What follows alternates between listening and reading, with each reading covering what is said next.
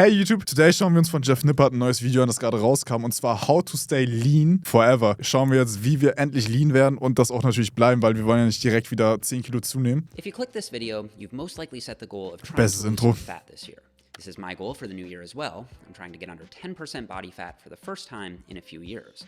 However, if you follow fitness content at all, you've probably also heard that most diets fail over the long term. And this is true. Just take a look at this study on the Biggest Loser contest, which followed up on the participants from the 2009 show 6 years after the show was over.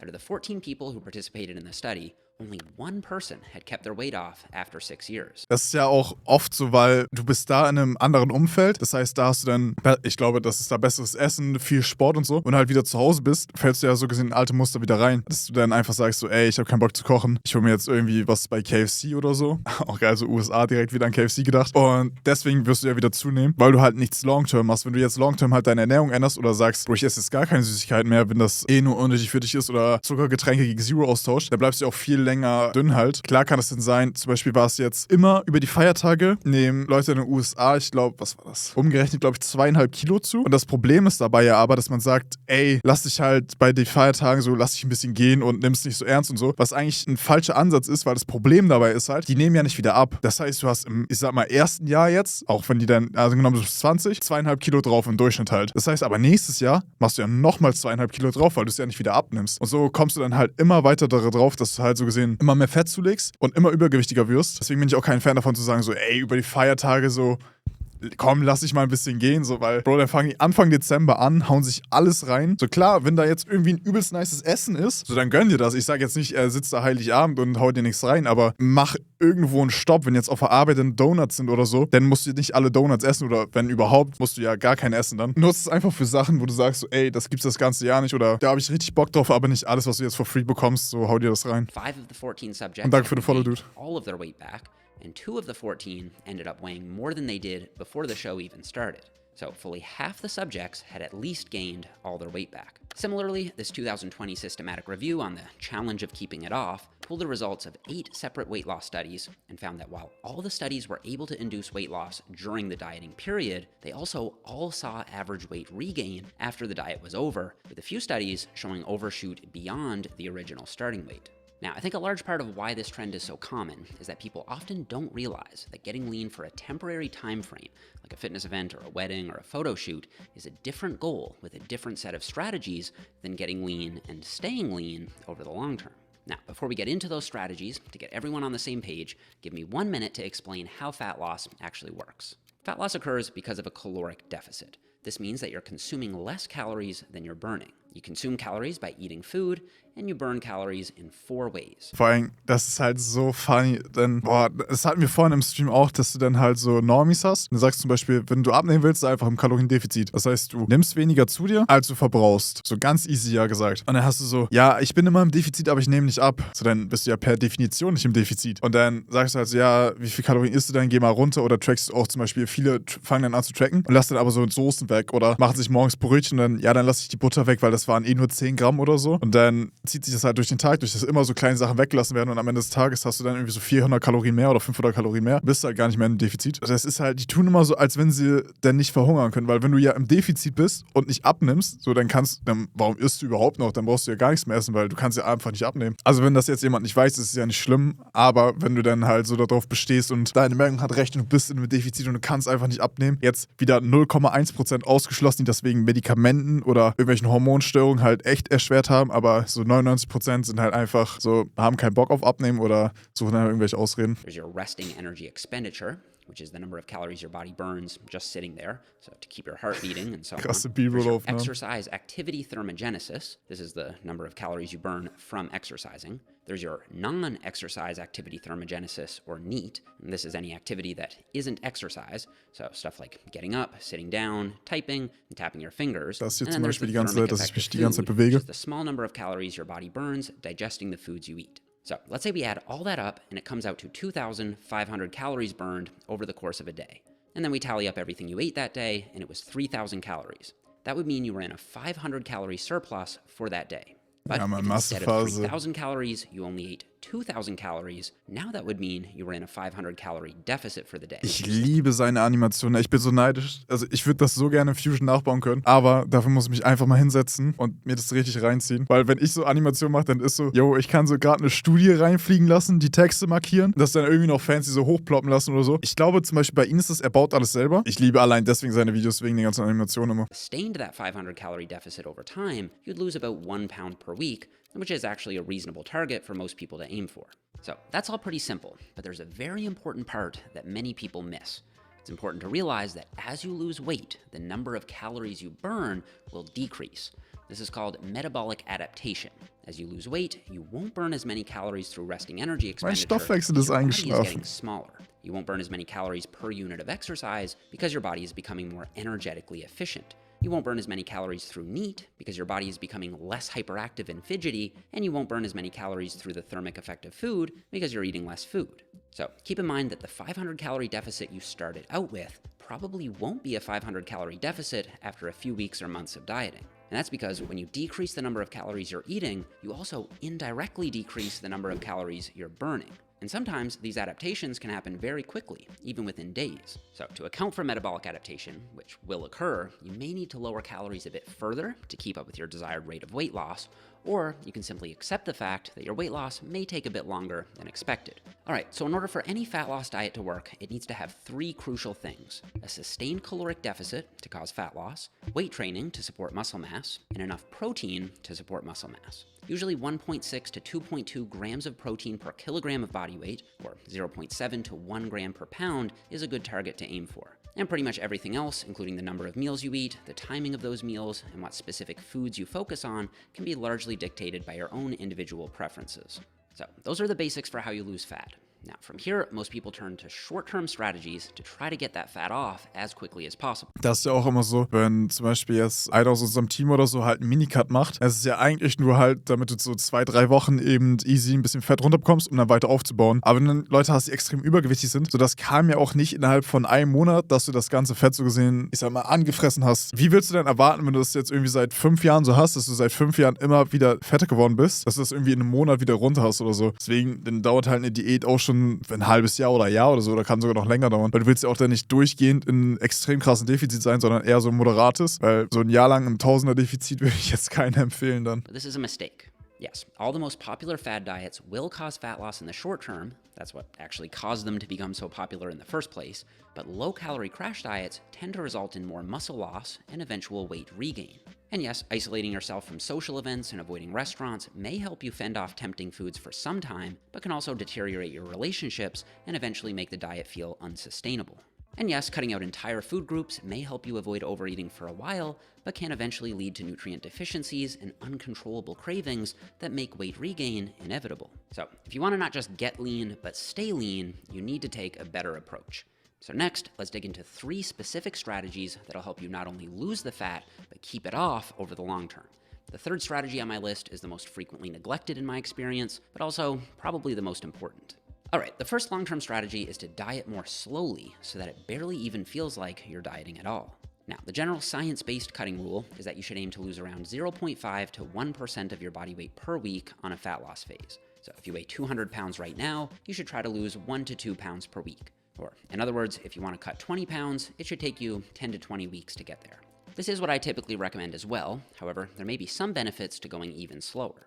In fact, on my own current weight loss journey, I've lost 24 pounds or 11 kilos, and that journey has taken me 40 weeks, or just about 9 months. I started my cut at 187 pounds or 85 kilos, and now I'm down to 163 pounds or 74. Ich bin halt immer ein Fan davon, die Diät eher kürzer zu machen. Also du musst halt immer je nach Ausgangslage dann gucken. Aber bei mir ist es zum Beispiel so, ich mache dann lieber 2 oder 3 Wochen halt einen Minicut mit einem Tausender-Defizit und verliere dann da halt easy schnell Fett. Für mich ist es einfach angenehmer, als wenn ich dann zum Beispiel, sagen wir jetzt mal, ich habe 3 Wochen Tausender-Defizit, 6 Wochen 500er-Defizit, würde mich halt viel mehr nerven, die ganze Zeit dann also im Cut halt zu sein. Vor allem bei mir ist es auch entspannter, weil ich bin jetzt im Aufbau gerade auf 4400 bis so 4600 Kalorien. So, wenn ich dann nur einen 3 Wochen Cut mache, dann bin ich halt dann so auf, keine Ahnung, 3000 oder so, da kannst du halt immer noch alles essen dann, ne? Also klar kriegt dann der Hunger rein, du hast halt so viel Volumen dann noch, dann ist halt alles entspannt. 4 kilos. That evens out to an average weight loss of just over half a pound per week. And because I've taken my sweet time with it, the weight loss itself has felt incredibly easy. Ridiculously easy. I've been eating out at restaurants, going out with friends, eating pizza and sushi, and the slower pace of things has helped me be very chill about the Pizza-Sushi-Diät diet. natürlich. Now, you can see a few times here where my weight spiked noticeably. The first spike was in the middle of August when some friends came to visit Steph and me in Toronto, and we were eating out almost every night. I gained 2 or 3 pounds that week, but when I look back, it's really just a tiny blip in the overall trend. This other spike lasted for most of November. I gained 4 pounds that month, but I was visiting Steph in New Orleans. It was during Thanksgiving, and again, it's not a big deal at all when you zoom out and look at the overall trend.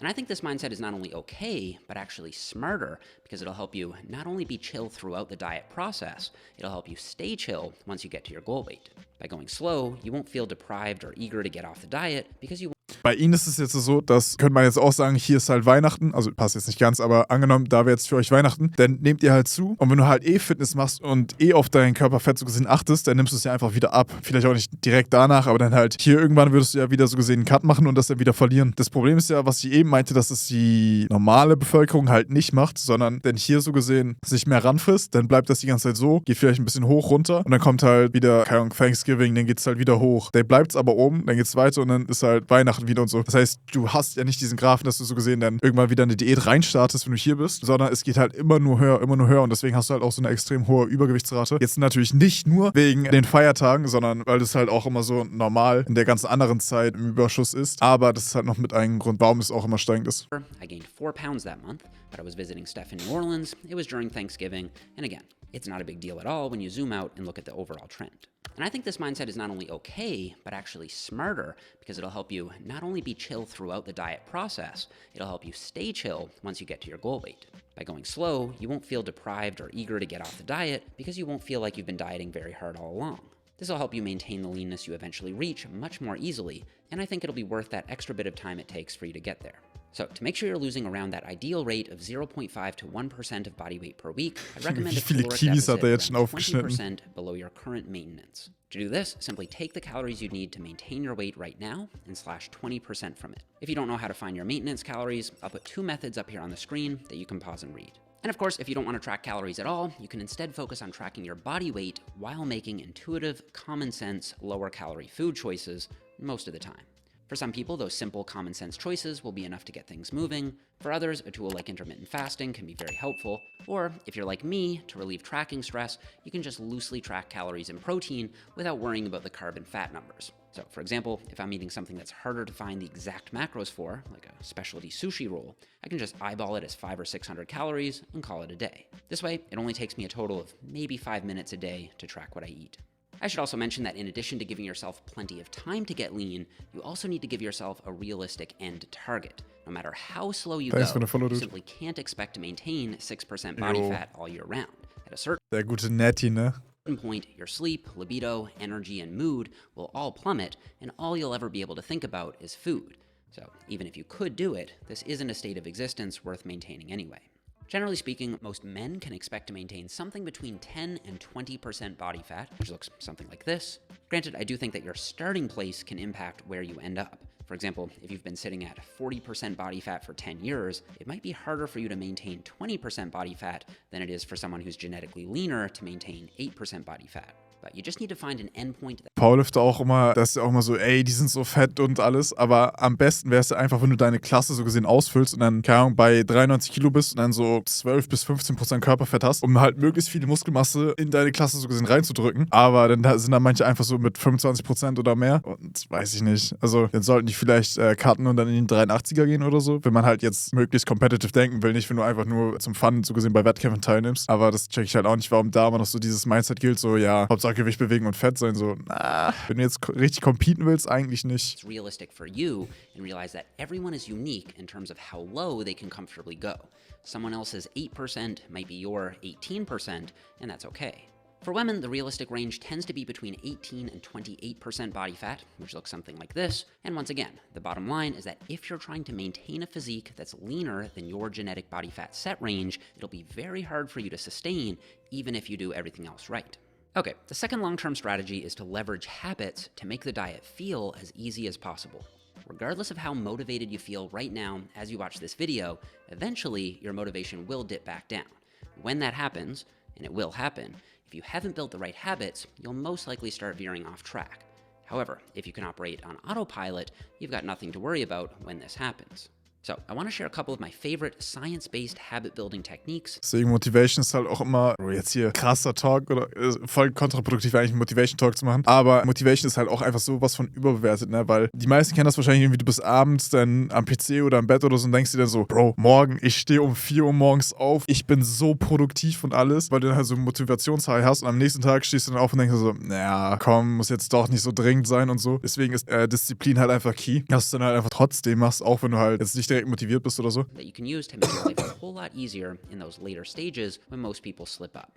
The first habit building technique is called temptation bundling. This is when you pair an activity that you already want to do with an activity that supports your weight loss goal. For example, I really enjoy watching true crime video essays on YouTube.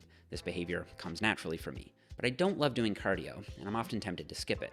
However, if I link the more enjoyable activity of watching crime videos with the less enjoyable activity of doing cardio, I'm much less tempted to skip the cardio. Bro, das mache ich tatsächlich richtig oft beim Schneiden. Denn ich habe halt immer, keine Ahnung, 5 Serien oder so, die ich zwar schon durchgeguckt habe, weil mit neuen Serien geht das dann nicht, aber dann mache ich mir die immer auf und gucke die halt an, während ich schneide auf einem zweiten Bildschirm oder so. Weil wenn es eine neue Serie ist, ist das zu ablenkend, aber wenn das eine ist, die ich eh schon gesehen habe, denkt mein Kopf immer so, Bro, du schaust gleich einfach eine Serie, aber dann schneide ich halt in der Zeit. Und dann, ich glaube, so nach einer halben Stunde oder so mache ich die Serie dann immer aus und dann schneide ich nur noch. Aber es ist halt viel leichter dann so in die Tätigkeit reinzukommen, wenn du nicht denkst so, ey, ich muss jetzt das Video fertig schneiden, sondern yo, ich gucke gleich einfach eine Serie, worauf ich eh Bock habe. So Cardio ist halt jetzt, hast du halt wieder Leute, die wahrscheinlich sagen so, ey, ich habe jetzt hier aber kein MacBook und ein Laufband in meiner Wohnung stehen. Aber dann kannst du einfach, wenn du jetzt, keine Ahnung, Audiobooks gerne hörst oder so, dann dabei einfach Steps sammeln draußen oder so. Legit, hol dir eine Serie, downloade die und geh so draußen rum oder in deiner Wohnung einfach Steps sammeln oder so. Also es gibt halt so viele Möglichkeiten, also du brauchst halt nicht immer ein Laufpad und so. Some of my bodybuilder friends do this by playing video games while hitting their cardio at home. As another example, if you're trying to build the habit of meal prepping on Sundays, try saving your favorite podcast for when it's time to do your meal prep. That way, you'll make that new behavior more gratifying in the moment. My other habit building technique is to align your everyday environment with your goals. For example, if there's a particular food that you consistently overeat, maybe leave it on the shelf next time you're grocery shopping. Or if you're regularly stress eating at night, keep alternative stress relievers like video games, books, and puzzles close by so you can use them for stress relief instead. If you're missing gym time in the morning because you scroll on your phone before getting out of bed, try leaving your phone in a different room or picking up an old school alarm clock to get you up faster. Now, if you do everything that I've said in this video so far, or even most of what I've said, you will reach your goal. You absolutely will. However, that's not the end. Once you've reached your goal, you need a plan for what to do next. And this is the part that almost everyone neglects. So my third and final strategy is to have a smart post-diet plan. Now, there are 2 very common mistakes that I see people make after reaching their fat loss goal. The first, and probably most common mistake, is when people just don't have any post-diet plan at all. In this case, as motivation decreases, they revert back to their old eating habits and gradually creep up in weight until eventually they're back to square one. The solution here is pretty simple. You just need a post-diet plan. We'll get to that in a minute. The second mistake, which is more common amongst the more sciencey fitness crowd, is meticulous reverse dieting. This can be just as bad as the first mistake if it drags out the diet unnecessarily, keeps you hungry for longer than you need to be, and leads to an eventual breakdown of willpower. Now, I'm planning to cover reverse. Ich bin halt immer ein Fan davon, dann einfach normal wieder reinzustarten, dann halt so gesehen auf Maintenance zu gehen oder halt sogar ein bisschen im Surplus wieder, aber dann halt nicht zu übertreiben und sich direkt alles reinzuhauen, sondern einfach normal halt weiter tracken. Dieting in detail in a future video, but for now, reverse dieting is when you gradually increase your calories from your deficit intake up to your maintenance intake over the course of several weeks or months. Bin ich halt gar kein Fan davon, weil du dann ja immer noch so gesehen die ganze Zeit im Defizit bist. Also angenommen, das ist jetzt ein 800er Defizit, dann gehst du halt hier und dann bist du halt immer noch 700er, 600er Defizit. Und vor allem, wenn das über mehrere Wochen geht, dann bist du ja eigentlich immer noch auf Diät auf und das halt erhöhst so. Deswegen einfach würde ich so gesehen, wenn ich hier bin, instant auf Maintenance gehen. Form kann dann zwar die ersten paar Tage gut schlecht sein, wenn du halt dann viel Wasser ziehst oder so, je nachdem, wie dein Körper halt sich verhält. Aber das ist ja dann auch egal so. Deswegen, I don't like that. Even though it's quite popular, I don't actually recommend it as part of a post-diet plan. Instead, I recommend going to your new maintenance calories right away. If you no longer have the goal. Boys, ich kann das Video nicht pre-watched haben, es ist gerade erst rausgekommen, okay? Ja, wie gesagt, ich würde auch einfach direkt auf Maintenance gehen. Of losing weight, why be in a caloric deficit? If you're not cutting anymore, you should get to maintenance and get on with your new goal of maintaining. Now, finding your new maintenance calories at the end of a diet can take a bit of trial and error, but for the most part, should be something around 200 to 600 calories above what you were eating at the end of your cut. So let's say you were eating 2,000 calories by the end of your diet. The very next day, you should boost your calories up to 2,200 to 2,600 calories, probably closer to 2,600 if you didn't crash diet. From there, you should aim to more gradually increase your calories until you get them as high as possible while still maintaining your body weight on average. So let's say your cut is over and you go ahead and bump your calories up to your new maintenance intake of 2,600 calories. That's a great start, but it doesn't mean that 2,600 calories is now a fixed maintenance for you. You should instead think of your maintenance as a dynamic range, meaning you might be able to maintain your weight by eating anything from 2,600 to 3,000 calories. So over time, you should try to increase your calories toward the top end of your maintenance calorie range. This process doesn't need to be long and dragged out either. Simply monitor your average weight trend from week to week, and if you're still more or less maintaining, it may be time to add some calories. And the reason this is a good idea isn't because it's a special trick for boosting your metabolism, but rather because if you can eat more food, you'll feel less restricted, which will make it easier for you to maintain your weight.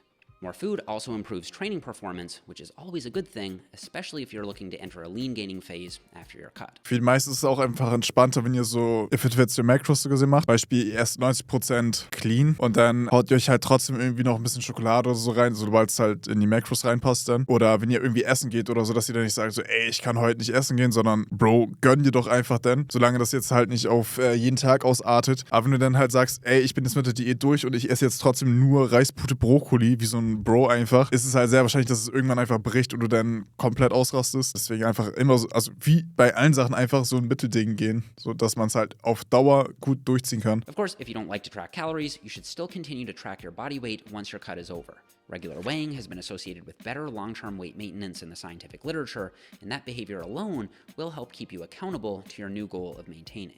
Of course, this doesn't mean you need to weigh yourself every single day, but I usually do recommend weighing yourself at least 2 or 3 days a week during a maintenance phase, as long as doing so doesn't give you any emotional stress. Boys, ich hoffe, euch das Video gefallen. Wenn ja, lasst ein Like da, lasst ein Abo da und wir sehen uns täglich um 18 Uhr auf Twitch, wenn ich nicht wieder zu spät bin, oder auf YouTube hier.